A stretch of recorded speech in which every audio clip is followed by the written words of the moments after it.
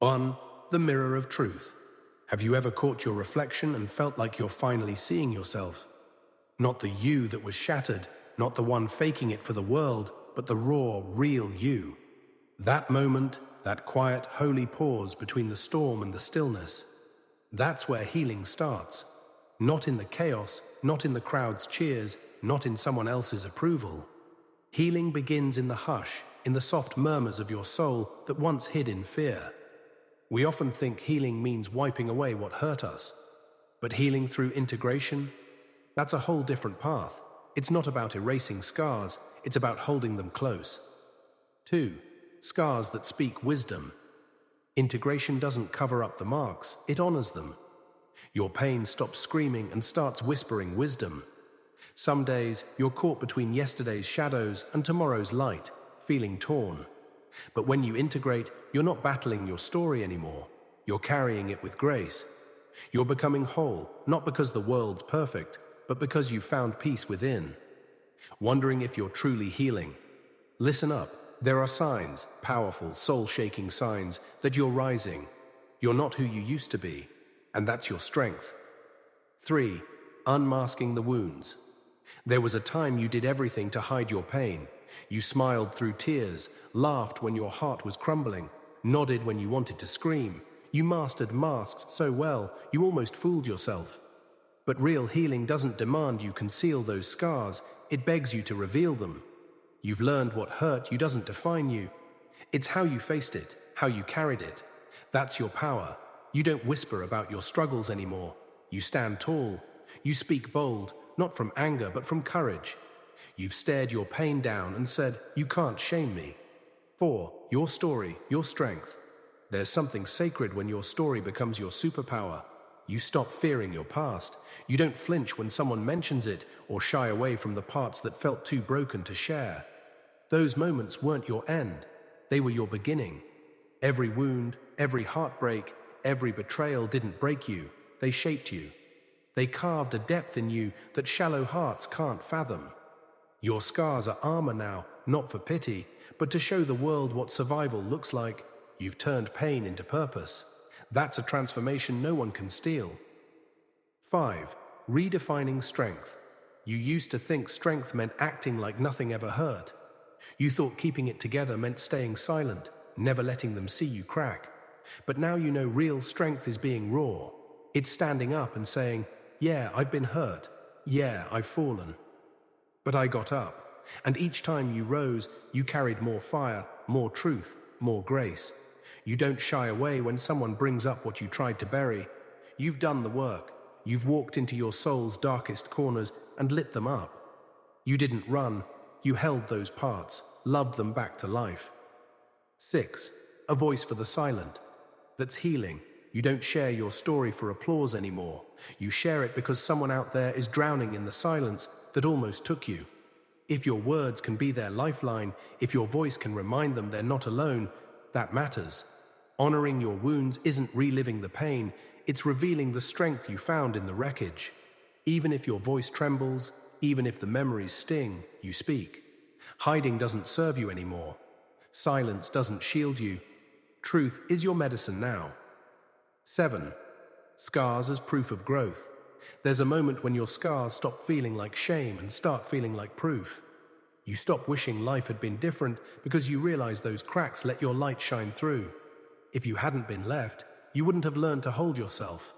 If you hadn't been broken, you wouldn't know the power of rebuilding. Your wounds became your teachers. They showed you who was real, who wasn't. They revealed your resilience, your ability to love even after betrayal. You don't just remember your pain, you carry it with honor because you survived. 8. Surviving is divine. Surviving wasn't just getting through, it was learning to breathe again, trust again, see yourself as divine, not damaged. You've stopped trying to get over things because some pain doesn't vanish. You learn to live with it, and that's okay. Integration means accepting the hurt, but not letting it hold you hostage. It doesn't call the shots. You write the story now, not your trauma. You're not defined by the worst thing that happened. You're defined by how you kept walking, even when the road was jagged. 9. Standing tall in truth. What once made you shrink now makes you stand tall. You don't hide your truth anymore. You walk into rooms, head high, knowing every step you've taken prepared you for this. You're not afraid to be vulnerable because vulnerability isn't weakness. It's power. Every time you speak your truth, you heal a little more. And maybe, just maybe, you give someone else the courage to speak theirs. That's the ripple of honoring your wounds. It doesn't just free you, it frees others. 10. Embracing the process. You've learned pain is part of the journey, not a sign you're failing. Healing doesn't mean erasing, it means embracing. You look back and barely recognize the you who flinched at every trigger, who doubted their worth because of what they endured. You're not that person anymore. You've grown. You've looked at your story's ugliest parts and said, even here, I choose to love myself. That self-love is unshakable, deep, rooted. You don't need outside approval because you've found inner peace. 11. Healing as a daily choice. You used to think healing was a finish line. Now you know it's a daily choice. Some days you're unstoppable, others you feel broken again. Both are part of the path. Integration means holding joy and sorrow together. You laugh with the same lips that once wept. You dance even when your legs shake. You don't chase perfection. You show up. You rest when you're weary. You cry without shame. Healing isn't about being tough. It's about being true. And you're still becoming. There's more life, more love, more purpose ahead. 12. The shift in feeling. There's a moment when you realize feeling deeply doesn't mean drowning in it. That's the shift. You used to let one setback sink your spirit, one harsh word send you spiraling. Your emotions owned you. But now, you sit with them. You breathe through them. You feel without falling apart. That's emotional mastery, something pain taught you when it pushed you to grow. Sadness still visits, taps you in quiet moments. But you don't run, you listen. You ask, what do you want me to learn? 13. Emotions as messengers.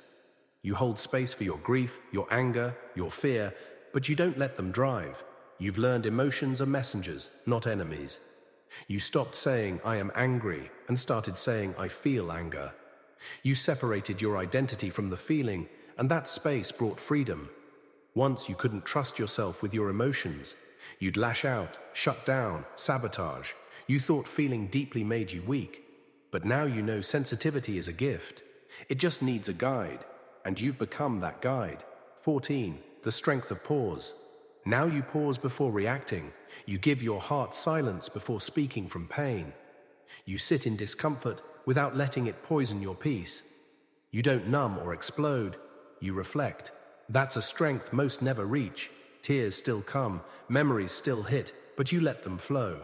You don't apologize for crying, for feeling, for having soft spots. You've stopped judging yourself for being human. You let your heart break because you know it's not forever. It's release. You let joy rise without questioning its stay. 15. Swimming with the tide. You used to think healing meant never feeling pain again. Now you know it's living in the full spectrum of emotions without letting them rule you.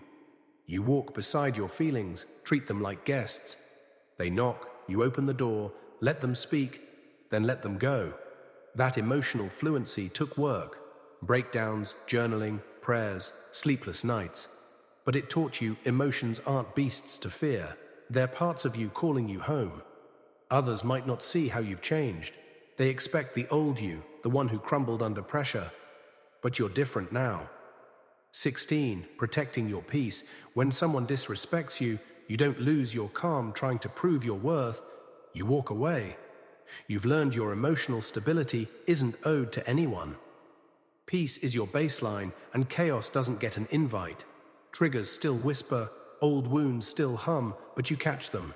You ask, is this mine, or is pain trying to steal the mic? You don't let the past drive your present. You slow down, soothe yourself, create space between feeling and acting. That space is your power. You choose your response, not your trauma. 17. Becoming your own haven. Some days you still feel like shattering, but you don't abandon yourself. You don't need someone to fix you or distract you. You've become the parent your inner child needed. You sit, hand on heart, and whisper, I'm here. I've got you. We're okay. That's love. That's healing. You've stopped treating your heart like a war zone and started treating it like a sanctuary. You don't let others' chaos invade your calm. You hold space for their pain without absorbing it. Empathy doesn't mean sacrifice, it means presence, not punishment. 18. Boundaries as gates. You've built boundaries, not walls, but gates.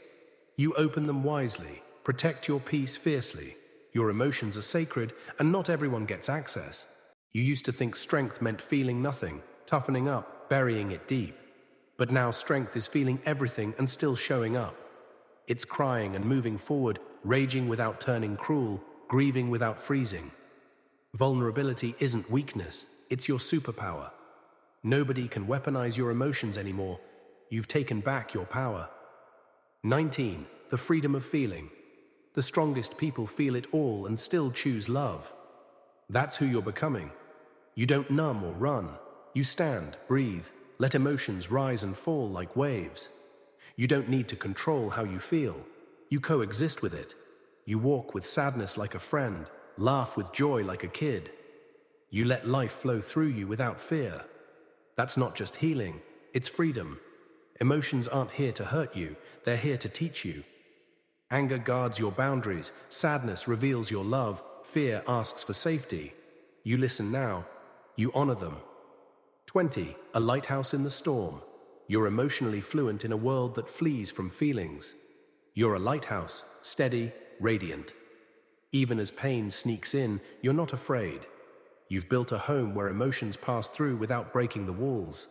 You welcome the raw, the real. You've traded perfection for presence. When waves come, you rise, because you're not ruled by what you feel. You feel it all and stand tall. That's your strength. That's your truth. 21. The freedom of boundaries. There's a moment when you stop apologizing for guarding your peace. You don't explain why you need distance, silence, or space.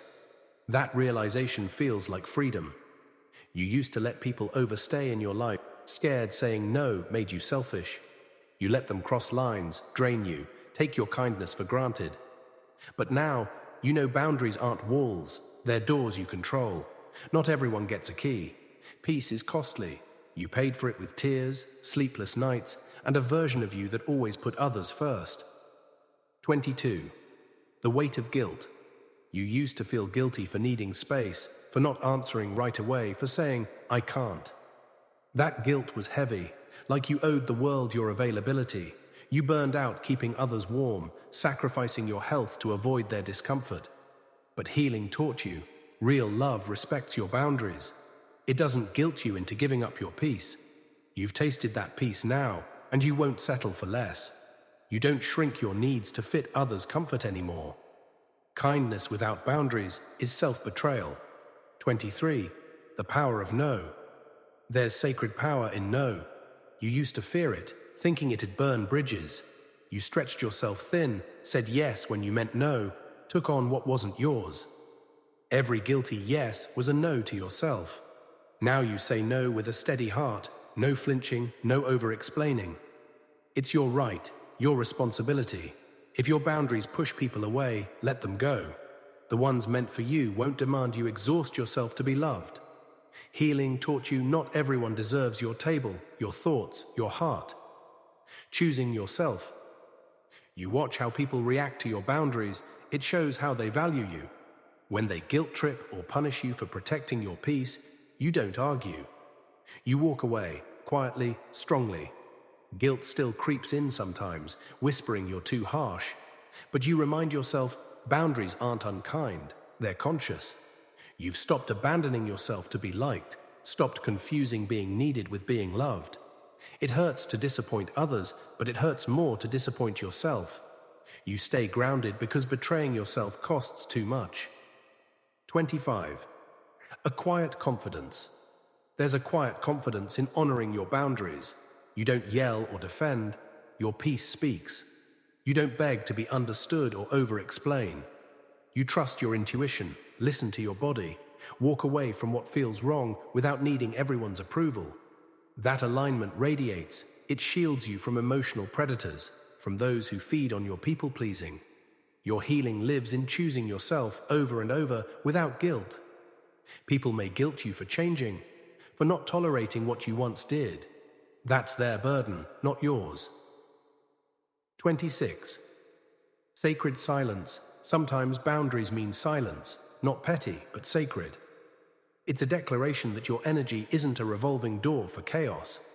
You don't need to fight or argue. You disengage. Your peace is the loudest voice. When boundaries are tested, when people push back or call you changed like it's a crime, you smile. Yes, you've changed. You've learned connection isn't obligation, support isn't self-sacrifice. Even if loneliness stings, you keep choosing yourself. If you don't honor your boundaries, no one will. 27. Solitude as a portal. You used to fear being alone. Emotionally, spiritually, solitude felt like proof something was wrong, like you were unlovable. Silence screamed your fears. You chased noise, people, distractions to avoid yourself. But something shifted. Solitude stopped being punishment and became a portal. The quiet isn't empty, it's full of answers.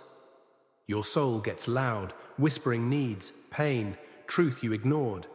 It's scary at first, but when you listen, solitude isn't the enemy. It's the invitation to meet yourself. 28. The truth in stillness. Some of your deepest pain came in crowded rooms, surrounded by people who didn't see you. That loneliness, feeling invisible while surrounded, cuts deepest. Solitude showed you the difference. Being alone isn't being unloved, it's being honest. It let you grieve shallow connections, stop pretending they filled you. You found beauty in your own company. Your worth isn't in how many surround you, but how deeply you sit with yourself. At first, silence was hard. You weren't used to unfiltered thoughts, to not performing or adjusting for others. 29. Wisdom in the quiet solitude forced you to face the real you. Insecurities, anger, grief. It stripped the noise, left you with truth. That truth, even when raw, set you free. You journaled, prayed, walked without music. You observed thoughts without judgment, sat with feelings instead of fleeing. In stillness, you found wisdom, courage, a you that didn't need to prove or please. People asked why you pulled back, why you weren't always available. You didn't retreat, you returned. Returned to yourself, to clarity, to alignment. 30. Solitude, not isolation. Solitude isn't isolation. Isolation is pain. Solitude is power. Isolation disconnects from life. Solitude reconnects you to yourself. You made decisions from clarity, not fear. You trusted your intuition, rested without guilt, created without needing applause. You moved in rhythm with your soul. You saw how fear of being alone kept you in toxic spaces, saying yes when you meant no. Solitude showed you that fear wasn't about loneliness. It was about facing your depth, your power, your truth. You stopped flinching at your reflection. 31. Peace in your own space. There's something sacred about waking up alone, at peace. No one to impress, just you, your breath, your space. You make coffee how you like it, linger in the sun, read what moves you. This isn't loneliness, it's fullness. You're not waiting for someone to complete you. You're the one you were waiting for. Solitude isn't panic anymore, it's where you thrive. You don't chase chaos for company, you choose peace, even if it means walking alone. Your voice, found in silence, is worth everything. 32. Sacred stillness. You stopped filling your days to feel important, stopped escaping thoughts with busyness. You sit in quiet rooms without grabbing your phone. You notice beauty, a bird's song, light on the wall, your breath's rhythm. These moments are sacred, not for drama, but for honesty. In solitude, you don't perform or explain. You are. That healed you. Your worth isn't in productivity, your presence is enough. Stillness isn't empty. It's a conversation with your soul. You protect solitude like oxygen because it's where you hear truth, yourself, God. 33. Creativity in the quiet solitude sparked creativity. Ideas flowed, dreams whispered. You picked up a pen, a brush, a prayer. You reconnected with purpose, not from others' orders, but from hearing yourself clearly. Solitude gave you vision, space to dream without judgment. You didn't need validation to believe in your ideas. You saw your capability in the quiet. Still waters run deep, and your depth became your power. The silence that once scared you is now your sanctuary, where you build a life that feels like home. 34. Choosing yourself. You stopped craving attention and started valuing intention. You stopped begging to be chosen and chose yourself. That changed everything. Solitude taught you your value isn't in how many like you, but in how fully you accept yourself. You saw scars as strength, mistakes as lessons, solitude as healing. When asked, "Are you lonely?" you smile, not denying the ache, but knowing solitude empowers, not isolates. You've chosen growth yourself, unapologetically. 35. Creating your own closure. You used to think closure came from others, an apology, an explanation to make the pain make sense. You waited for words that never came, replayed unfinished moments, held pain because it felt incomplete. You thought forgiveness needed a neat ending. But life isn't always tidy. People leave mid-sentence, hurt you, and vanish. You lost sleep crafting unsent letters. Then you realized closure isn't given, it's created. It's in your hands, not theirs. You don't need their words to find peace. 36. Forgiveness for you. You stopped chasing answers from those who weren't honest with themselves. Some people can't give clarity or remorse. You forgave anyway, not for them, but for you. You deserved freedom from the weight. Forgiveness became about your healing, your power. You released without bitterness, stopped waiting for them to see your worth. You let go, not because you had answers, but because your healing didn't depend on their accountability. Forgiving without closure felt impossible, unfair, but holding resentment didn't punish them. It tired you. 37. The strength of release, forgiveness, brought quiet strength, grounded, peaceful. You weren't weak for letting go without closure. You were powerful for choosing yourself over pain. You didn't need their validation to know your hurt was real. You stopped arguing with the past, fighting for explanations that wouldn't satisfy. You chose peace, deep, quiet peace that says, "This no longer controls me." Forgiveness doesn't erase the hurt or excuse their actions. It releases their grip on your life. You stopped dragging their behavior into new beginnings. 38. Grieving the unsaid. You grieved what you didn't get. The apology, the loyalty, the effort.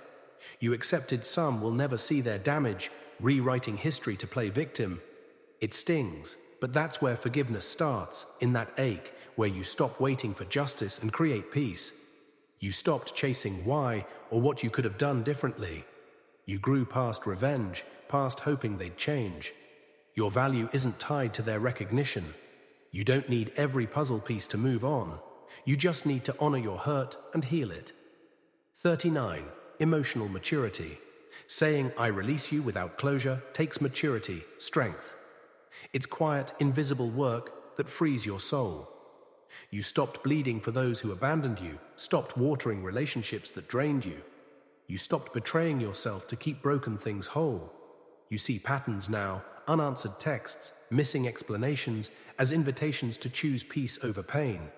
You don't need to make them the villain to heal. Their silence doesn't invalidate your voice. Their absence doesn't diminish your worth. These truths are your foundation. 40. Building on clarity. You built strength on clarity, not vengeance. You walk with an open heart, not because you were never hurt, but because you refused to stay wounded. Forgiving without closure let you see people for who they are, not who you hoped they'd be. You let go of potential, embraced reality. You stopped explaining to those who wouldn't listen, stopped needing to win arguments. You won your peace. You forgave without expecting apologies because your healing doesn't need their participation. You heal on your terms. 41. Becoming your own closure. Memories still sneak up. Questions still linger, but they don't rule you. You sit with pain without letting it stay. You give yourself the compassion they didn't. You say, "I'm sorry they hurt you. You didn't deserve it. You're worthy of love." Your inner voice is stronger, kinder. You've become the closure you waited for, the healing you sought. That's self-respect. That's freedom. You don't expect amends or keep doors open for their return. Some chapters fade without punctuation, and that's okay. You close the book because it no longer serves your story. 42. Your past as a chapter. You were taught your past is a blueprint for your future. But what if it's just a chapter, not the whole story? We grow up thinking mistakes, pain, and failures define us, chaining us to regrets. But your past doesn't hold you hostage. Seeing it as a curse keeps you stuck. Seeing it as a chapter opens possibilities. The best parts of your story are unwritten. Freedom comes from letting go of the burden, not forgetting, but choosing not to let past moments define you. You're not your mistakes or the pain you endured. 43. Writing the next page. You're who you are now. Your future can be different from your past. When you see your past as a chapter, you stop identifying with the struggle. It's a part of your story, not the whole book. You're not bound by what happened. You're shaped by it. Those experiences give context, not control. You let go of shame, guilt, the idea that your worth is tied to what's behind you. Today, you're a person with infinite possibilities. The chapter you're in isn't the end. You get to write the rest. 44. Lessons, not chains. Seeing your past as a chapter stops regret. You stop asking what if and start asking what's next. Your future isn't dictated by yesterday's mistakes, but by today's choices. Each chapter teaches strength, patience, resilience. These lessons don't trap you, they equip you. You don't need to fix the past, you accept it as written. Your power lies in how you respond, how much weight you give it. You stop waiting for apologies or perfect endings. You take control of your happiness, choosing the present, looking forward. 45. The author of your story. When you see your past as a chapter, you stop tying your identity to pain. You see lessons, growth, the person you're becoming. The people who hurt you, the failures you feared, they built you. You're stronger, wiser, more resilient. Your life is a journey, each chapter adding to the narrative. The beauty is knowing what you've been through doesn't define where you're going. Every chapter is a chance to shift the story. The most important chapter hasn't been written, and it's yours to shape with courage and hope. 46. Releasing the burden. Seeing your past as a chapter frees you from carrying it everywhere. Those who abandoned you, the mistakes you made, they don't hold you. You stop replaying what you could have done differently. Stop letting the past steal your peace, your potential. You live knowing your past is just that, a part of who you were, not who you are. This shift lets you step into your future unafraid, undefined by what's behind. You're not haunted by yesterday. You believe today is a fresh start. 47. Your power to choose. This is your story, and you're the author. You choose whether the next chapter holds fear or hope, limits or possibilities. Your past doesn't define your worth. Neither do your mistakes or those who let you down. Your value lies in your potential to create something new. The past isn't a curse, it's a chapter. The best chapters are yet to come. As you move forward, know your past holds lessons, not control. You're free to write a future aligned with your dreams, your hopes, your potential. 48. A story still unfolding. The past, no matter how heavy, is just a chapter in who you're becoming. Mistakes, pain, lessons. They're stepping stones, not chains. Releasing their hold empowers you to break free from regret and shame, to embrace what's ahead. What happened doesn't dictate what's next. Each chapter has purpose, shaping you, but the story's still being written. Pen is yours. The future isn't bound by the past. Every page is a chance for healing, growth, change. Don't let one chapter define the book. Your best chapters are unwritten. 49. A call to write. Take control of your direction. Trust the best is yet to come. Thank you for reflecting with me. May this remind you, your past doesn't shape your future. Find strength to move forward, knowing each day is a new page. May your journey be filled with peace, growth, and endless possibilities. God bless you. Write your next chapter with courage and hope.